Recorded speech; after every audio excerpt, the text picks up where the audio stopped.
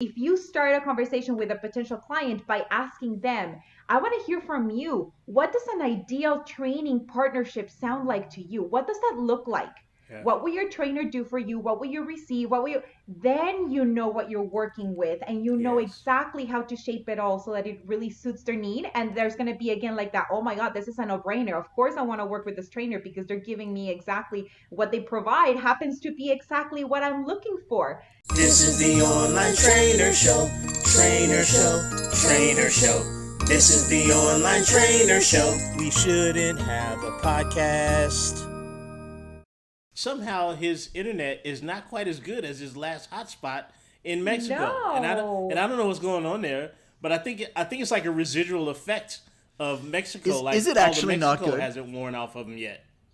It's actually It's the not No, internet true is you're, in you're a actually little Mexico. bit choppy. Yeah. So I gotta- It's a bit jumpy. Yeah, so I'm on like one of those secondary carriers in Toronto, and I Oh, think I gotta gotcha, dump them. gotcha. I think It I gotta seems dump them like it. because I mean, for all that he roasted me for the internet in Barrie, for Pretty all that much. he roasted me for the internet in my city, This is and where I now was to see going. him in Toronto I was struggling going like there. this, I was I going there. feel very, yes, I feel very much in my high horse right Here's now. the thing. Well, The well internet within your here is rights, good. Carolina. The internet here is good. I'm just so cheap that I don't pay for the good internet here. That's the difference. You got to do better, man. Like you need to do better. know. This is an affront to all of our listeners in Lithuania who don't pay good money to hear us talk in a language that they probably don't understand. They probably tune in just to hear Keto laugh. That's what I think. Just wait for her to laugh in between things, and then that solves their problem. Like that gets them going. So yeah, I mean, do you have dual citizenship in Barrie? Like, are you Barryan and also Torontoan? If so, Yes, you know, when we cross the border, you know. yeah. So what you might be able to do, Jonathan, is move a little closer to Barrie. Like, how close are you to the Barrie border? Maybe you can pick up some quality internet. I mean, I'm just suggesting here. I don't really understand geography or how any other country besides mine works because I'm American. But I'm just suggesting perhaps get a little closer to Barrie. Yeah, I the agree. blossoming, Great bountiful idea. berry border. Is that what you're saying? Absolutely. Yes. Absolutely. Yes, totally. The better benevolent Barrie border. Benevolent. Where you can bask in the beauty of a higher bit rate for your internet. But so we've all but ignored her to this point, which is very normal. But Amber's back. This is awesome. Yay! Glad to have you back.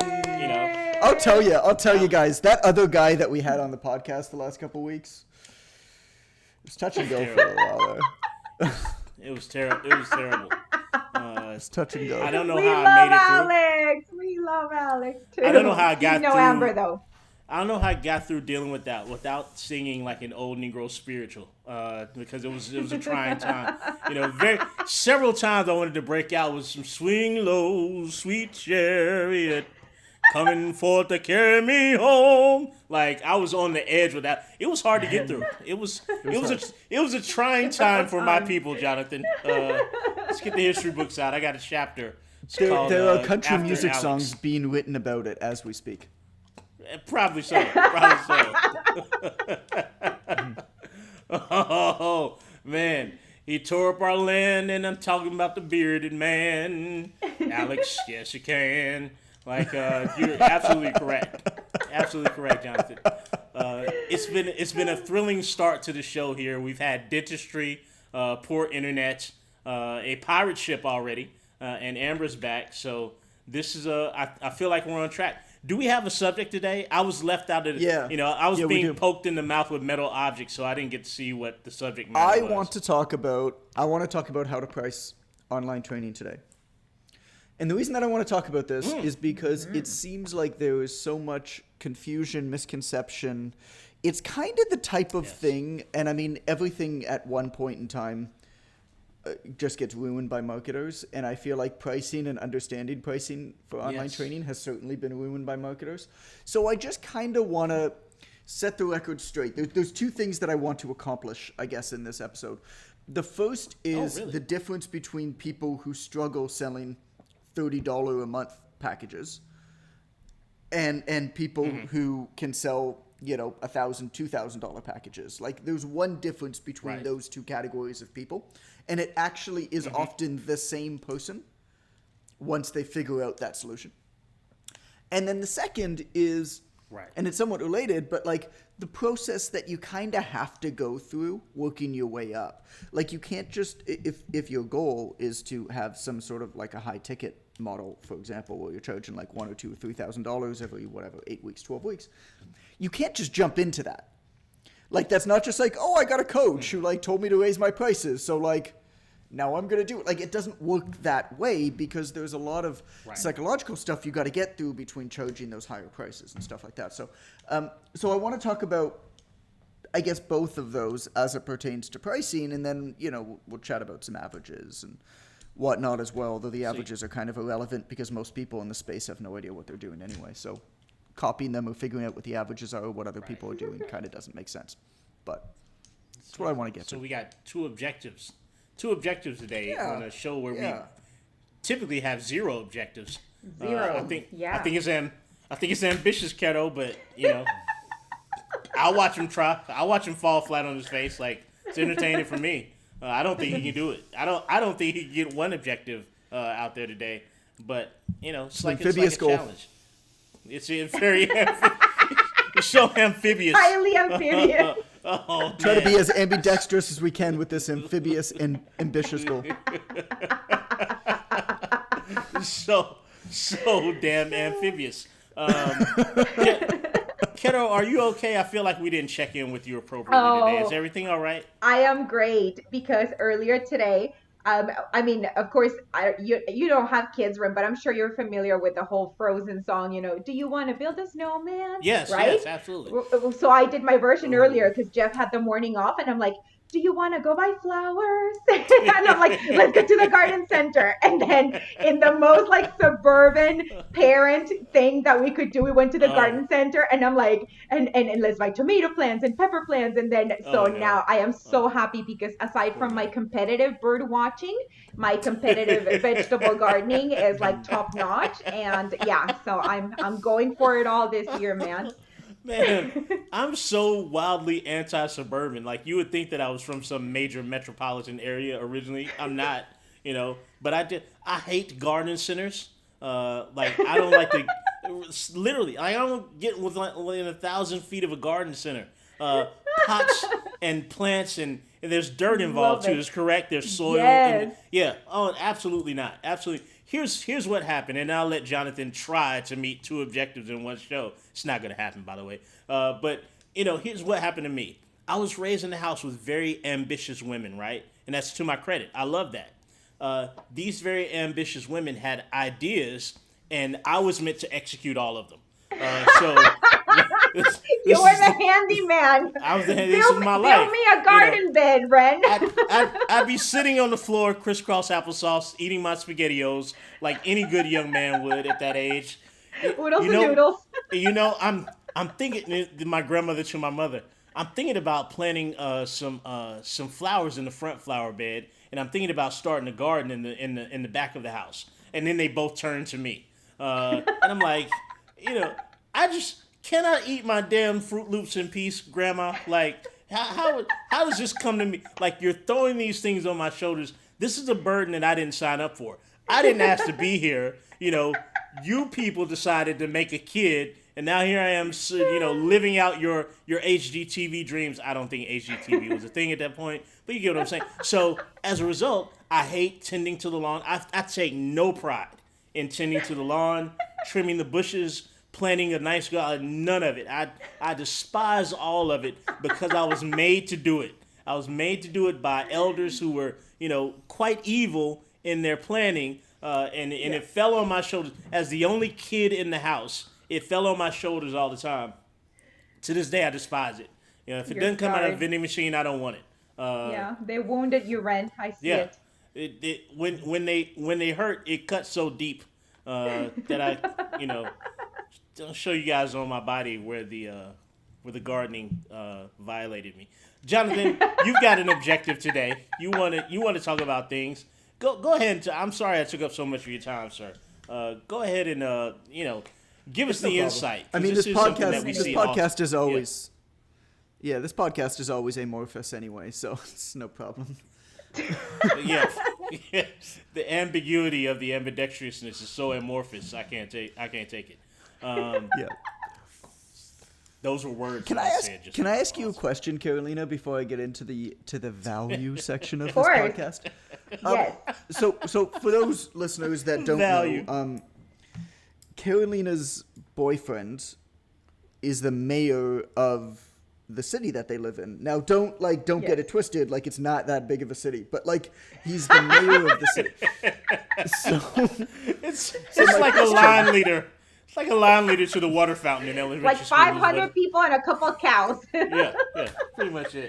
So my question is, He's a when he club goes leader. out to the garden center, does he ever get recognized? And this is a two-parter. And when he gets recognized, I imagine, particularly in these very divisive times, there are people who are not very happy with him. Does he get like yelled at in the street ever? Never, ever. Okay. I have never witnessed anyone disrespecting him in any shape or form, which is pretty nice. But he does get recognized, especially by seniors, because they tend to be the ones more connected to the news. So they see him in the news every day, and so they know who he is and all that. And so it goes one of two ways. One is like the super friendly people who'll be like, "Oh, Mr. Mayor, how you doing?" And a mini chat, and that's awesome. Right. And the other people who are like the ones who kind of like do the double take and then sneakily like whisper to each other, like elbow each other, "Is that the mayor?" And then you're walking by, like you hear this happen. It's so obvious that you know it, and it's really funny. But they're just being, it's just cute because they don't actually talk to him. They just talk amongst each other. But he's there, so it's funny. Does anybody ever just like hold up a baby and like thrust it at him so he can like kiss the baby? Well, not with coronavirus. Not with the Rona. right. That doesn't happen. Thank you. Oh, that's I'm right. glad that nobody's thrusting anything at him right now. It's probably advantageous. Maybe we should keep that like forever. That I'd be cool with that. Nobody thrusting anything at him. I Nobody can see that. thrusting Ever. anything to him? I can see how that would be problematic. Ren's no, not like, doing no- any trimming of like, no- bushes, so I mean he's not. Right. So he's not doing any thrusts. Man. However the bushes are, that's how they're gonna stay. That's all I got to tell you. Nobody does any Star Wars references for him. Nobody's, Mr. Mayor, strong you are with the Force, but you're not a Jedi yet. Like that doesn't happen. No, that Never. hasn't happened. That's what I would do. Not on my watch. If I ever met him in person, I'm definitely piping out. It's Star Wars lines coming out first. I don't know which one, but I know it's gonna be. I know it's gonna be something. You can't have that handle on Instagram and me not approach you with a Star Wars line. Like it's impossible. Yeah. It's amphibious to the universe for me to do that without a. Was that good usage, John? John, are you going to educate us today or not? Like, are we going to learn something? Hey, is that Calvin? Hi, Mr. Calvin. Calvin's on the back Let's deck. talk about the things that nobody can see because this is a podcast. This Absolutely. is Calvin Absolutely. on his bike. Yeah, there's Calvin. Absolutely. We're quarantined right now because we just came back from the 5 months in Mexico, right? And so we have to stay in our house for 2 weeks. We're literally not allowed to leave the property. So Calvin and Allison right now are riding bikes in circles around our lawn. That's awesome. So that's what's That's happening. awesome. So John, What are we talking about today? Talk again? to me about price, John. With price. Oh yeah, that's Pricing. what it was. Right. Pricing. Yeah, cool. Okay, pricing. Let's talk first about the big difference between the trainer who's struggling to sell anybody at $30 a month, i.e. they're completely commoditized. They have no idea what's wrong. They have no idea why nobody's buying, but nobody values what they're doing, and they get frustrated because people are signing up for, I don't know, Beachbody, Peloton, Mirror, choose your poison, right? Doesn't really matter. Basically, you're competing because you're not differentiating, because you're selling, like a couple friends of mine have a big Instagram following and run a gym, and they started an online program, and they started marketing their online program based off of all of the different live workouts that you're going to get and this type of stuff. And like nobody signed up, even though they have a massive Instagram following. And like not a big surprise, right? There's literally, like, no matter what you do, you are not going to do it better than Beachbody, Les Mills, Peloton. Like, if you're trying to compete on video streaming workouts, commoditized fitness, that type of thing, you're just not. There's just way more money in those things. So the big difference, the single big difference, is selling features versus benefits, which we've talked about in detail. You know, features are very, very logical. It's how you get the results. It's, I'm going to deliver you a program. I'm going to give you a workout. I'm going to give you a nutrition plan. Ain't nobody going to sign up for that. And if they do, they're not going to pay you very much, and they're not going to value it very much. A benefit is the emotional reason why. Basically, the people who are charging thousands of dollars every 8 weeks, every 12 weeks, the only difference as Ren's rubbing his hands vigorously together in front of the microphone. Delicious chips. They were amazing. It's great. Amazing chips. The only difference between those I'm a two praying people mantis here.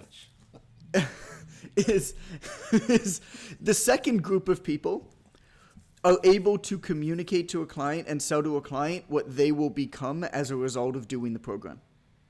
That's literally it. I don't care what's in the program. Like, think about when you're buying something.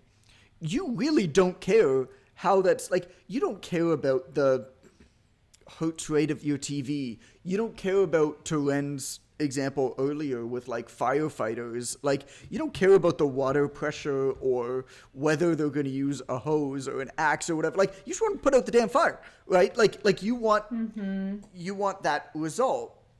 A lot of trainers are selling the process to get the result and completely ignoring the result. So what will your client become as a result of doing the program? That's what matters. And so that's the difference between the two. What group one is selling what's included in the program, group two is selling the transformation. And you know you've done this well when you're able to sell people and they don't ask what's included, because it doesn't even matter. And to add to it, if you're going to challenge me on this in any way, shape, or form, to add to it, I would say to you, you actually don't know what should be included until you start working with the client. And selling them based off of a very specific deliverable or set of deliverables, phone calls, programs, new workout every X weeks, whatever it is actually putting yourself in a corner that's going to force you to deliver a worse service to that client. Because you have no idea what they need until you start working with them. Some people might need or want to talk on the phone and have text message check-ins or whatever it is. Some people might need new workouts more often. Some people might not, right?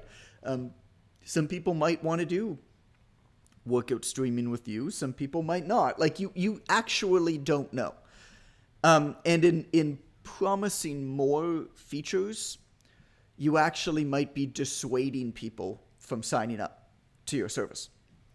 Because if part of your feature pack is like a certain phone call, whatever it is, and people don't want to get on the phone with you, they're not going to buy it. Which, right, like, actually happens.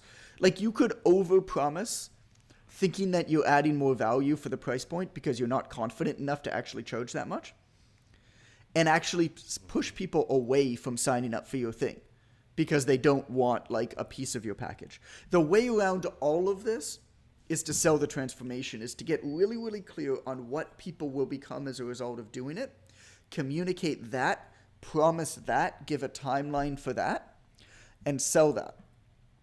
And then it's your job on the inside to deliver people whatever they need in order to achieve that, which is going to be different for everybody. So that's part one of this amphibious conversation. The second one is, amorphous converson. Why are we talking about AMP words? That makes no sense. Ambidextrous, Jonathan. You've used the wrong word. I guess I just get amped doing it. Yeah. Oh, that's very clever. I see what you did there. Yeah, thank you. Very, very nice. Very nice. Thank You you should very think about writing. I should, and I actually don't write very much anymore, and it's something that I really want to do more of. Because I don't know if you knew, but I wrote a bunch of books at one point. How many? How many? Pray tell, how many books did you write, Jonathan? It was more than 10, Was it more than 10? less than Was 12. it less than 12? Yeah, yeah. All right. I'll leave that up to the mathematicians seemed to like figure that. that one out. Yeah. That's right. I was told there'd be no math The today. number is the same forwards as it is backwards. Ooh, well, that's interesting. That's something that I don't care about. So, in terms of, if I can be honest, so the first problematic situation is that the person they're selling things. They're selling an itemized list, Yes. not the whole thing. They're selling the pieces and the parts, and people don't Correct. even want that stuff. Not only that, they Correct. probably don't even get what they're being told about it. But They you don't tell know them, what they want. They don't know. Like, a client It's, doesn't other, know other what than they the need. transformation. A client doesn't know what they want or they need in terms of deliverables. Like, that's Right. your job, right? Right. When have you ever? You have to understand that the people buying your services are largely ignorant as to what those services actually are and how they're going Right. to help them. In fact, Right. I would argue that they're not just ignorant; they are often misinformed, ill-informed as to what Right. those services will do. And so, if you you can't, you literally can't. Like, marketers have ruined that for you. Like, Right. and if you, when you go to buy stuff, most of the things that you purchase, dear listener, is, I don't know why I say that. I kind of like that, dear listener. It's kind of like the Dear Abby thing. Most of the things that you purchase, you are very ignorant towards that product, and the people who work in that industry Right.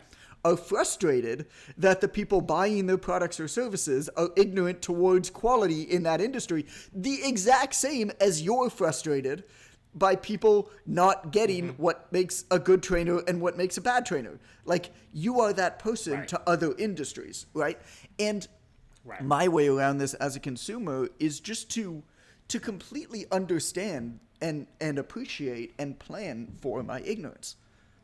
And a lot of my strategy, even my strategy around investments, is all based around admitting that I'm ignorant and not even trying to figure it out. And just figuring out ways to skew the odds in my favor of this being a good decision. Like, I went to buy a bicycle, Right. for example, last year, and I wrote about this because wanted to buy a bicycle. Well, like, what do I need a bicycle for? I'm going to ride with Calvin and Allison. You know, I'm going to do max like 20 or 30 kilometers at a time. I'm going to go with my dad on Sunday mornings. I'm going to go to and from work. Like, I don't really need a nice bike, but I also don't want a crap one. And I have no clue what makes a good bicycle, and I have no interest in figuring it out. I just need a goddamn bicycle to get me from A to B, right? And so I know that I'm not even going to attempt. Like, I'm not even going to attempt to go on forums and figure out what the differences are. What I'm going to do is I'm going to say, well, are there people in my life that I feel like know something about bicycles? Okay, well, my dad is an avid biker. So I asked my dad a few things that I should look for. He gave me the basic weights and stuff. Cool. I'm not even going to question that, right? That's fine. I have a reasonable amount of certainty that that is the right answer, or at least good enough. And then, okay, my neighbors across the street seem to be people who spend way too much time deciding on what to buy and actually think about it. Cool. Well, they just bought bikes. So I sent David across the street a text message and said, hey, where'd you buy bikes from? He gave me the name of the person. Cool. I'm going to buy it from there. Like, I don't care. Like, how many different bike shops are there? They're all the same. It doesn't really matter, right? And so I call up the guy who owns the bike shop, and he sends me a list of like 50 bikes and says, okay, let me know, which ones you want. And I just sent him back a message. I'm like, I don't know. You tell me what to buy. Like, here's the price range. Here's the weight, which is basically what I got from my dad. I'm like, you decide. Like, I have no idea how to even begin. Like, here's what I'm going to use it for. Here's the bike. And that was it. Like, that was how I made that decision. That's how Anyway, that's irrelevant from like the conversation about pricing. But when you understand that most people who buy your services are ignorant around why your services matter to them, you begin to appreciate that you don't sell those services, you sell what they're going to become as a result of it, and then you provide them what they actually need because you're the expert. You should be deciding that for them, and that changes over their life cycle as a client as well. Like what somebody needs at the beginning of their training might be different a few months from now. And I think this makes a case also for like client testimonies and the importance of them. Because I don't know what process they did, but I'm seeing that my friend, my neighbor, lost a bunch of weight, and that is what I want. So that's what I go for because she's already like the proof that this worked, right? So again, it's not about the process. There's no care about how did you go about it, what did you have to do. They don't give a crap. It's just like I see you, you look amazing, and I want that. That's so true. I've never seen the testimonial said, Ren called me 3 times every month. Exactly. And people are like, hey, are you the guy that calls clients 3 times a month? I want in on that. Like, that's never happened to me. Never. Ever. You do 2 video conference calls? Man, sign me up. Like, I've never had that happen. So all of that having been said, we actually, in level 1 of the Online Trainer Academy, advise people to figure out their packages and their pricing based off of what they're going to deliver. Let me explain why. Because level 1 is your transition, right? It's how you get from $0 to $1,000 a month of online training revenue. And in order to do that, what we found is that most people coming to us are either brand new to online training, or they've started it and thought, oh, how easy could this be? And they DIY'd it, and they're so backwards in their systems that it's just a miserable experience for them, and they basically need to fix everything, right? Like your house is burning down, right?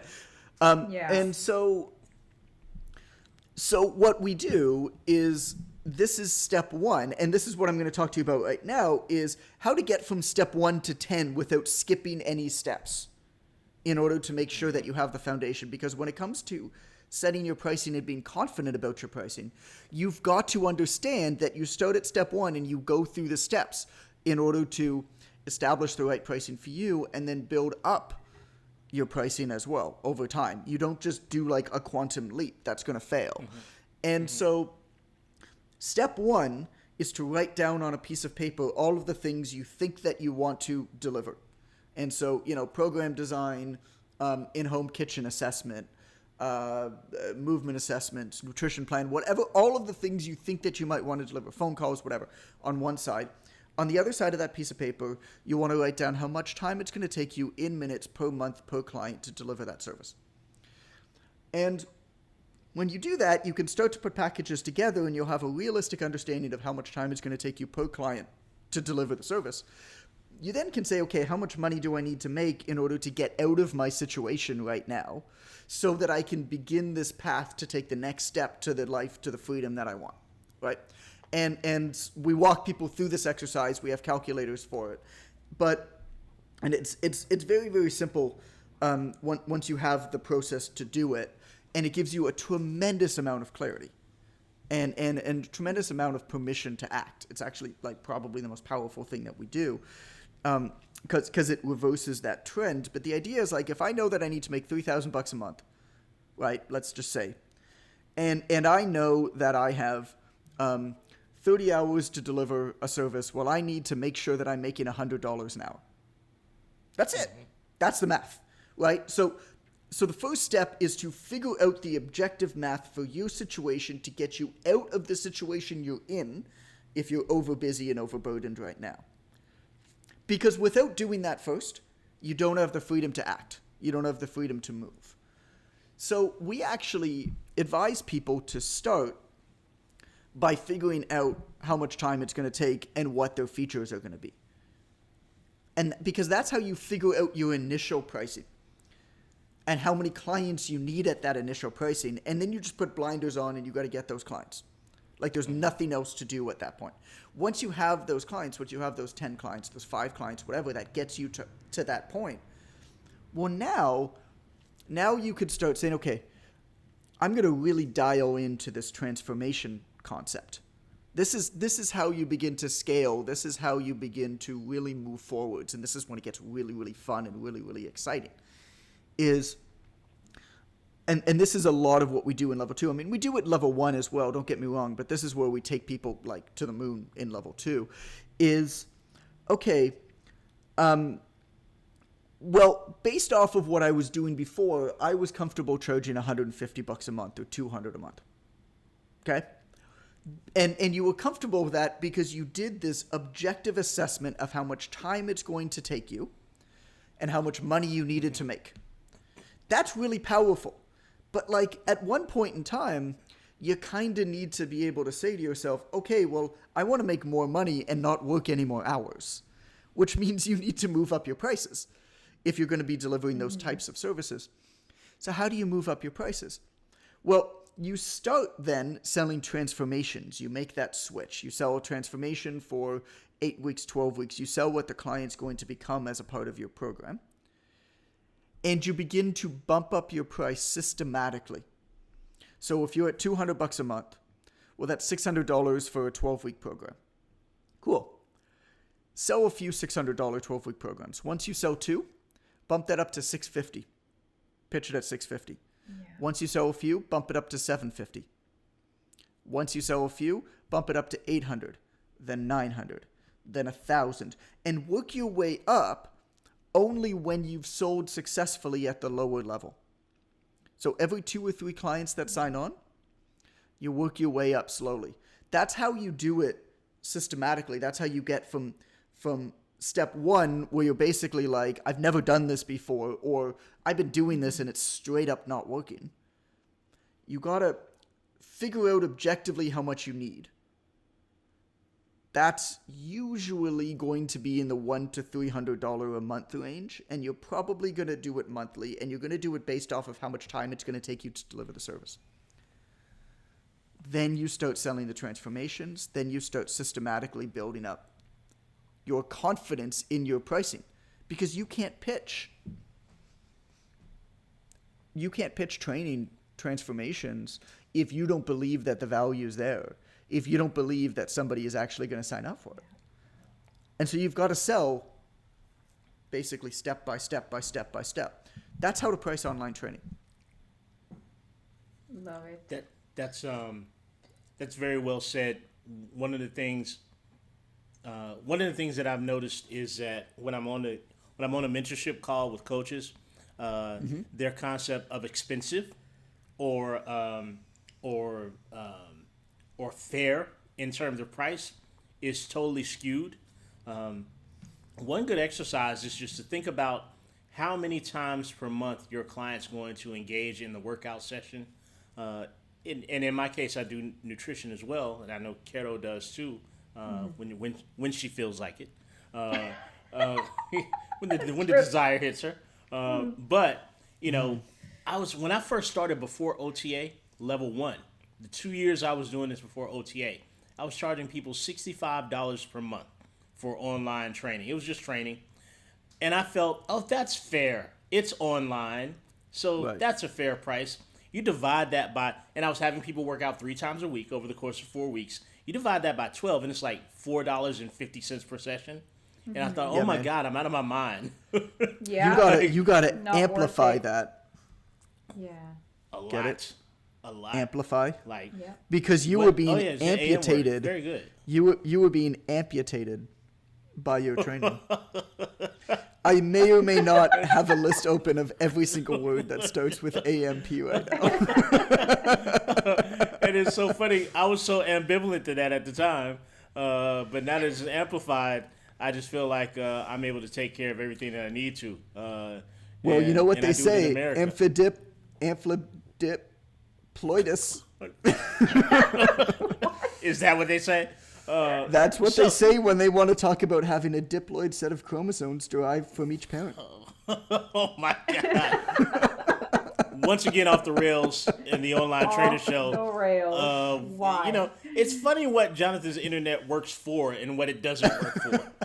Yeah, need them no yeah. cutting off here. We're getting Right. all of this bull crap. Yeah, No we get to interruption. explain a deep concept that would help thousands of people around the world. Now, it's patchy. If he reads the definition for the word ratchet on there, it comes through crystal clear. Like, I nobody... just know when to give. I know when to give my internet amphetamines. That's right. Oh, my God. I've had quite enough of you today, sir. So challenge your limiting beliefs in terms of money. Reduce to ridiculous. Reduce whatever price you think you're charging per. Divide that by the amount of sessions that your client is actually going to undertake, and I promise you'll be shocked by the number you get back per session. And I hope it makes you nauseous. I hope it makes you sick to realize how. May I add an ampersand to that?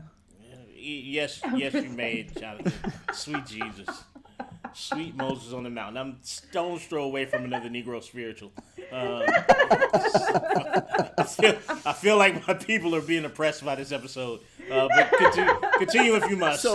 So I agree with what Ren was saying, but to add just a slight ampersand, it's very, very important to understand where you are now and where you're going, and to not skip steps. And to not believe, to understand that somebody else might be at step 6 and you're at step 1 or 2 or 3. Mm-hmm.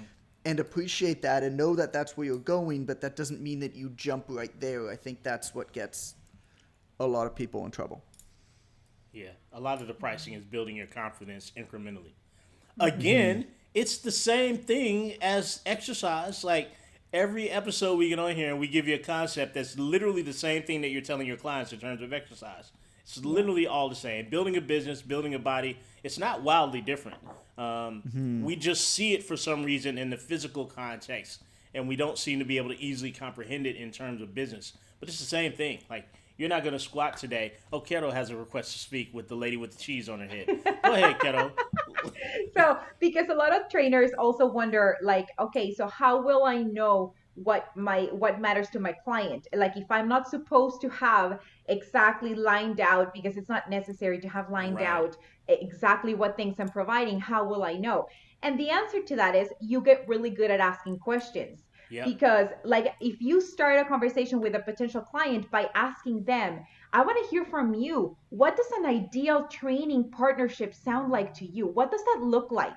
Yeah. What will your trainer do for you? What will you receive? Then you know what you're working with, and you know exactly how to shape it all so that it really suits their need. And there's going to be, again, like that, oh my God, this is a no-brainer. Of course I want to work with this trainer because they're giving me exactly what they provide happens to be exactly what I'm looking for. Absolutely. Right? It's like, it's like they say, like when you're trying to ask your girlfriend where she wants to go eat, it's like, guess where we're going for dinner. Oh my God, are we going to Olive Garden? Yes, we're going to Olive Garden. That's exactly where we're going. That's right? I have them making breadsticks now. He's going to be thrown off by this, but when we get there, the breadsticks are all going to be ready. I called ahead. Seriously, like ask the person because they'll give you the answer of exactly what they want, and then you're like, that's exactly what I was gonna offer you. Oh my God. If you're talking any more than 30% of the time, you're not gonna scale your business. I'll just put that out there right now. Like, if you're talking more than 30% of the time, you're gonna fail your way through that sales call. Like, the sale happens with your ears, not with your mouth. It really does. Stevie Wonder taught me that. So I spoke like 30 minutes in today's podcast, and then you come in the last minute and just spit straight fire, and now you're going to get the quote card, and that makes me really upset. Oh my God. Show notes can be found at onlinetrainer.com/podcast. This has been another memorable episode of the Online Trainer. Amber's back to the podcast. Jonathan's back in Toronto. Keto never left, and I'm wearing a polo. I've got a shirt with a collar on and no hat. Picture, amazing. Pictured if you will. Can you sing us out? What did you call it? The soul. This is the Online Trainer Show. Trainer Show. Trainer Show. This is the Online Trainer Show. We shouldn't have a podcast.